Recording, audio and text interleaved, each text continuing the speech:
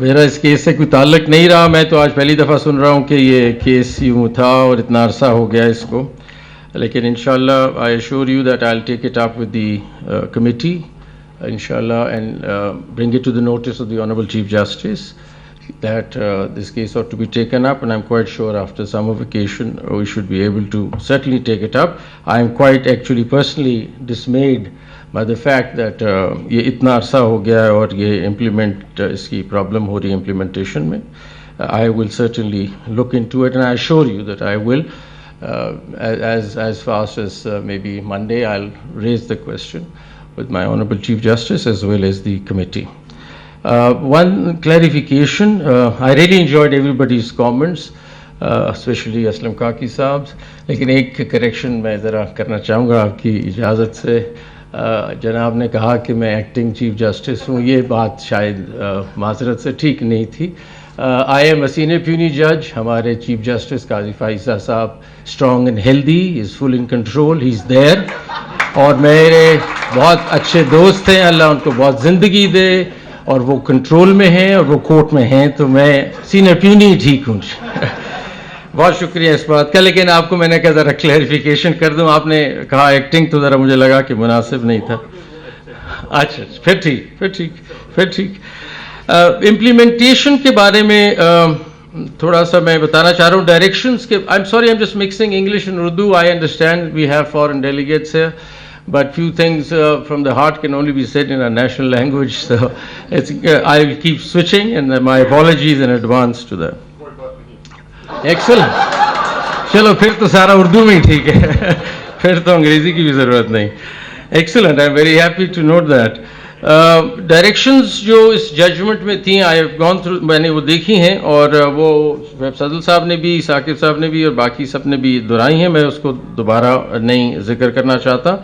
میں امپلیمنٹیشن پہ آنا چاہ رہا تھا کہ یہ پاسبل نہیں ہے کہ سپریم کورٹ کی ججمنٹ امپلیمنٹ نہ ہو. لیکن یہاں آپ کے سامنے ایک مثال بنی ہوئی ہے جس میں بڑی دیر ہو گئی ہے, لیکن ایسا ہونا نہیں چاہیے. میں دیکھ رہا ہوں کہ 2014 کی ججمنٹ ہے, اور اس میں لاسٹ ہیئرنگ جو میں نے ریکارڈ چیک کیا ہے, جو افیکٹو ہیئرنگ ہوئی ہے, وہ 30 نومبر 2022 میں ہوئی ہے. 23 میں غلط بینچ کے سامنے لگ گیا, تو انہوں نے کہا 2 ممبر ہے, لگ نہیں سکتا, اور 2024 میں ہم آ گئے ہیں.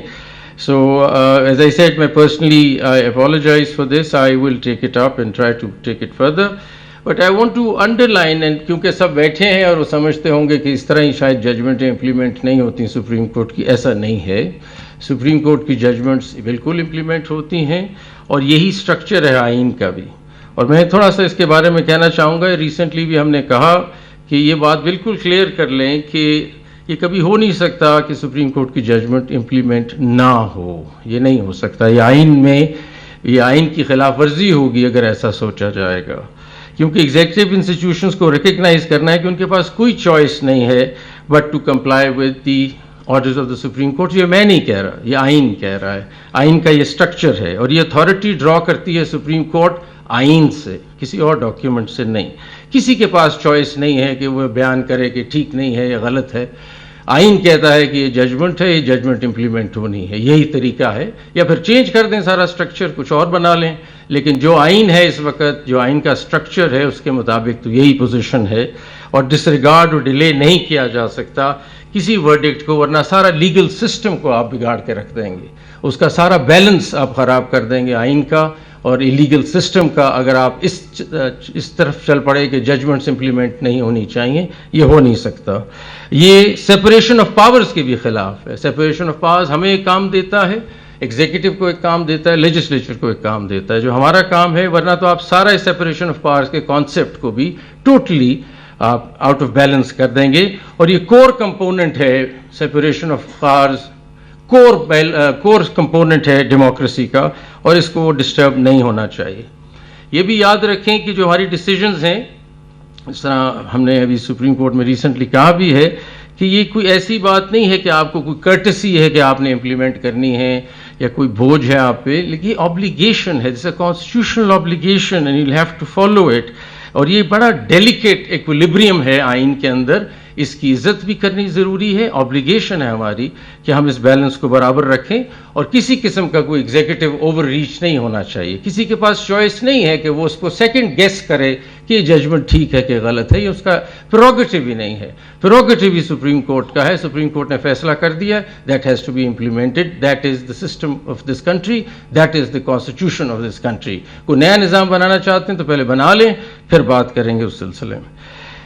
موونگ آن سے یہ بالکل واضح ہو گئی بات کہ یہ کوئی جو ڈیوٹی ہے یہ کانسٹیٹیوشنل ڈیوٹی ہے, اور اس کے سیویئر کانسیکوینسز ہیں اگر آپ امپلیمنٹ نہیں کریں گے. واضح کرنا چاہتا ہوں اس آڈینس کو کہ اس جگہ ہم دیکھ رہے ہیں ایک ججمنٹ چلی جا رہی ہے اور بڑے عرصے سے امپلیمنٹ نہیں ہو رہی, تو ایسا نہیں ہوگا انشاءاللہ. اس ججمنٹ کو بھی ہم دیکھیں گے, and I assure you, as far as within my powers, I'll make sure that this judgment is implemented in letter and spirit, and we take it to its final conclusion.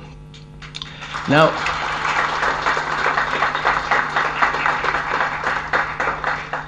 I just want to talk about a little something else also. میں یہ کہنا چاہتا ہوں کہ ہماری judgment تو اپنی جگہ اور وہ امپلیمنٹ ہوگی, اور 2-2.5 گھنٹے آپ نے مجھے باور کرا دیا ہے کہ وہ امپلیمنٹ نہیں ہو رہی, وہ تو ہوگی انشاءاللہ, اور اس کو آگے لے کے چلتے ہیں. لیکن میں ویسے کیونکہ اب یہ موقع ہے مائنورٹی رائٹس کے بارے میں, تو میں کچھ گزارشات کرنا چاہتا ہوں. یہ کہ مائنورٹی رائٹس کو ہم کیسے دیکھ رہے ہیں سپریم کورٹ میں, یا ججز کیسے دیکھ رہے ہیں, لیگل سیکٹر کیسے دیکھ رہا ہے.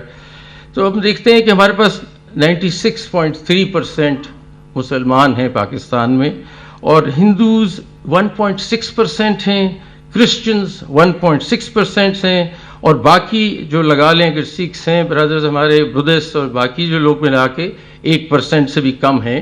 اتنی ان کی مقدار ہے.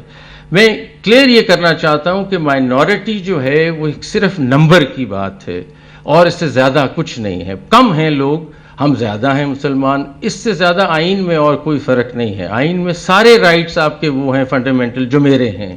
تو اس لیے آپ یہ ریلیکس کریں اور ریسٹ ایشور کریں کہ آپ پاکستان میں بیٹھیں تو آپ کے اتنے ہی حقوق ہیں جتنے میرے ہیں آئین کے مطابق. آپ کے بھی وہی فنڈامنٹل رائٹس ہیں جو میرے فنڈامنٹل رائٹس ہیں, اور مائنورٹی ایک صرف نمبر کا نام ہے, اس سے آگے زیادہ نہیں ہے.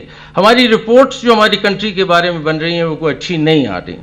ایک فریڈم ہاؤس کی رپورٹ ہے 2023 کی, جو کافی ہمیں شو کرتی ہے کہ ہمارے ہاں حالات ٹھیک نہیں ہیں, اور میں کوٹ کرتا ہوں.